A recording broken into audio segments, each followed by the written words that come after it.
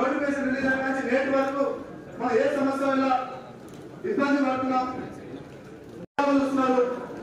దీన్ని మన సామరస్యంగా చర్చలో భాగంగా మన సమస్య ఏంటి, మన ఆవేదన ఏంటి, నోటిఫికేషన్ రిలీజ్ అయిన నుంచి నేటి వరకు మనం ఏ సమస్య వల్ల ఇబ్బంది పడుతున్నాం చూస్తున్నారు. దీన్ని మన సామరస్యంగా చర్చలో భాగంగా మన సమస్య ఏంటి, మన ఆవేదన ఏంటి, నోటిఫికేషన్ రిలీజ్ అయిన నుంచి నేటి వరకు మనం ఏ సమస్య వల్ల ఇబ్బంది పడుతున్నాం చూస్తున్నారు.